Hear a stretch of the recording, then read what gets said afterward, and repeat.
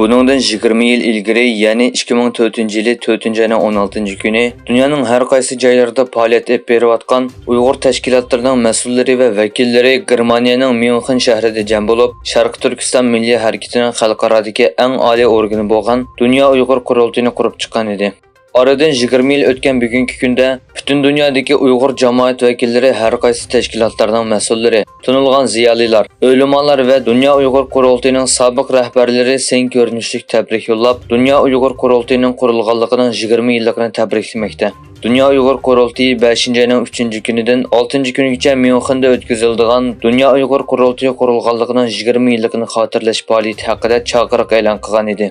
Sharq Turkiston madaniyat va uchur markazining raisi Abdujalil Qarqash bu temada bayonot e'lon qilib mundaq dedi: "Men Dunyo Uyg'ur qurultayiga bo'lgan tabriklarimni bildiraman va ularning ko'p yillardan buyon qilgan qimmatli xizmatlariga cho'nqur minnatdorligimni bildiraman.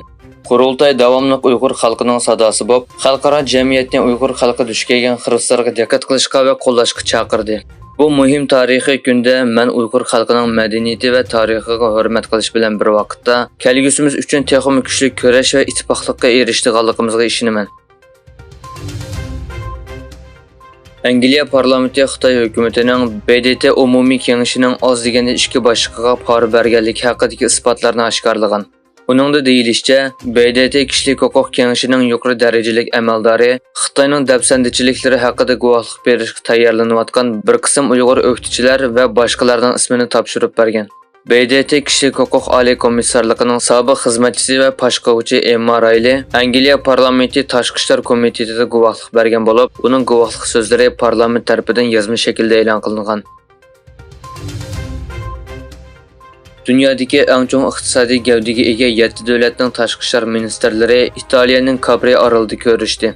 4-ayning 19-kuni o'tkazilgan birlashma axborot e'lon qilish yig'inida G7 tashqi ishlar ministrlari Tayvan bo'g'izida tinchlikning muhimligini qayta ta'kidladi va Sharq Turkiston va Tibetdagi kishilik huquq dafsandichiligiga ko'ngil bo'ladiganligini bildirdi. Egilanishicha, ministrlar Xitoyning Sharq Turkiston va Tibetdagi kishilik huquq dafsandichiligiga ko'ngil bo'ladiganligini bildirish bilan bir vaqtda Hong Kongdagi ko'p xillik nacharlashishini tilga oldi. Ministrlar yana Xitoyni demokratik organlarga va jamiyatning bexatarligiga ziyon yetkazadigan faoliyatlarni to'xtatishga chaqirdi. 10 yildan ko'proq bir vaqtdan keyin Turkiya prezidenti Recep Tayyip Erdo'g'an cho'ng bir vakillar o'miki bilan Iroq poytaxti Bag'dod va Iroqning shimolidagi Erbilni ziyorat qildi.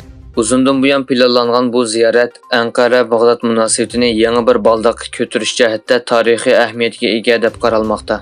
Egilanishicha, bu prezident Erdo'g'anning 10 yildan ko'proq vaqtdan buyon tunji qatam Iroqni rasmiy ziyorat qilish ekan. Egilanishicha, ikki davlat o'rtasidagi qiyin munosabatda suv, bexatarlik va neft qatorliq muhim masalalar muzokara qilingan.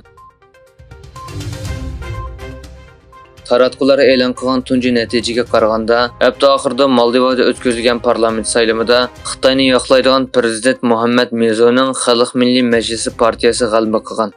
Hozirgi prezident Muhammad Mirziyo siyosiy kuzatuvchilar tomonidan Xitoyni qo'llaydigan deb tasvirlangan bo'lib, u vazifaga o'ltirgan tunji kunida Hindistondan askarlarini oroldan chekindirishni talab qilgan. Amerika Avam palatasi shanba kuni ikki partiyaning qo'llashi bilan Ukraina, Isroil va Tayvanga bexatarlik yordami berish tashabbus qilingan 95 milliard dollarlik qonun loyihasini ma'qullagan edi. Rossiya diplomatiya ministrligining bayonotchisi Mariya Zakharova bunga inkos qaytarib, Amerikaning Ukrainada eng oxirgi bir Ukrainalikning urush qilishni xohlaydiganligi aniq dedi. Zakharova yana mundaq dedi: "Washingtonning Rossiyaga qarshi aralashma urushga kun sari cho'nqur aralashishi Vyetnam va Afg'onistonga o'xshash nomusliq bir xiyolga aylanadi.